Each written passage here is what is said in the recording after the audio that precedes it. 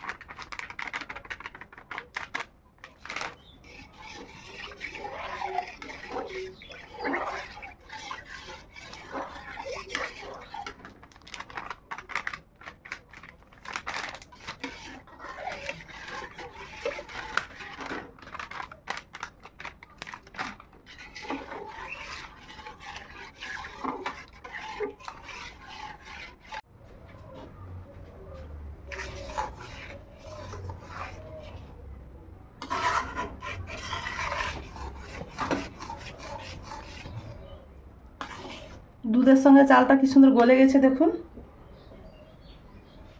এইবার আমি বাতাসা দেব।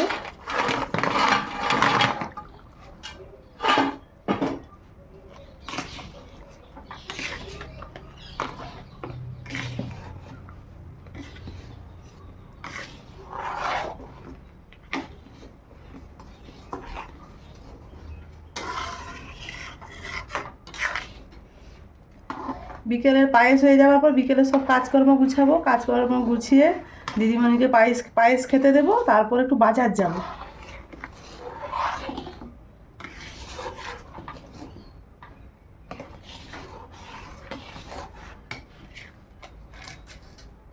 গোটা এলাচ ফাটিয়ে রেখেছিলাম, দিয়ে দিলাম।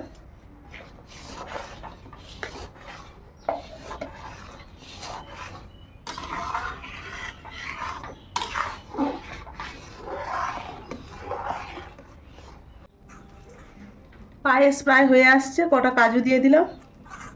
কাজুটা কম ছিল, পায়েসও কম কম করেই বানিয়েছি। ভাই বোন খাবে। আমি একটু পায়েস টায়েস কম পছন্দ করি। ঘন্টু আছে, ঘন্টুকে ডেকে নেব।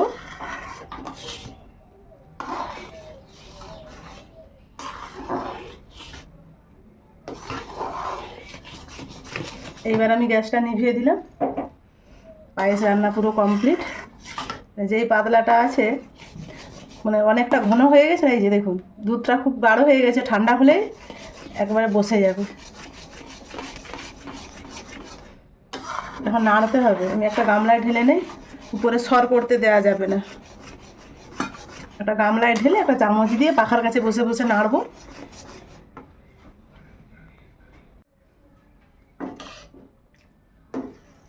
গামলায় ঢেলে নিয়েছি। এবার চলুন পাখার কাছে বসি। এরকমভাবে নাড়লে উপরে সরটা আর পড়বে না। পায়েসটা তখন কতটা পাতলা ছিল, ঠান্ডা হওয়ার পর দেখুন কতটা ঘন হয়ে গেছে। এবার দিদিমণির জন্য আর ঘন্টুর জন্য বেড়ে নেই।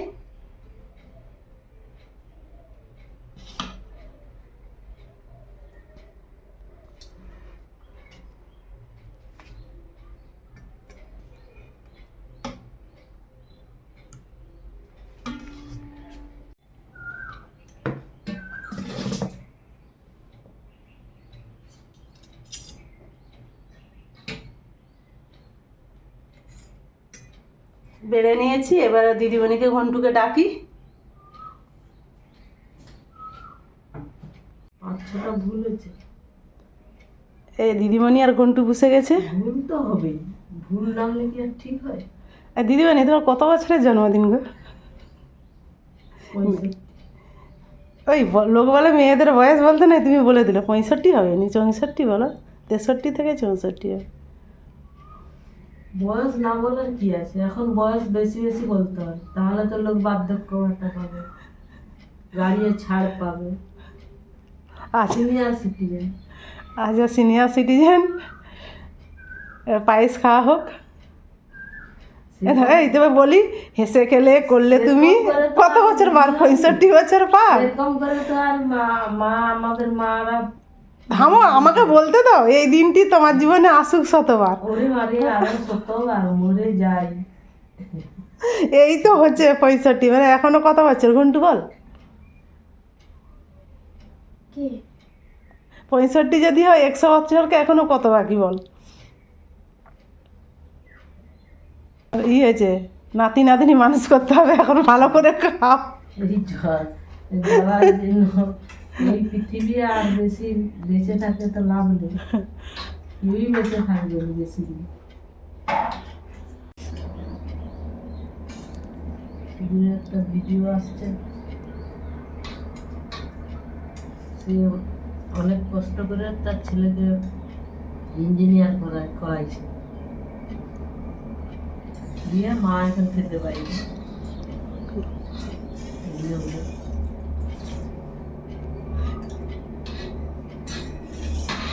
ওরা তো খাচ্ছে, আমি বিকেলে সব দিদিমণি আমি দুজনে মিলে কাজ গুছিয়ে নিয়েছি। এবার আমি বাজার যাব।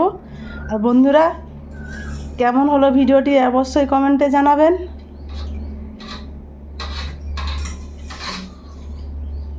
আর ভালো লাগলে লাইক, কমেন্ট, শেয়ার করবেন, সাবস্ক্রাইব করবেন। আজকের মতো আসছি, সবাই ভালো থাকুন, সুস্থ থাকুন। মনটা একটু মুখ তুল।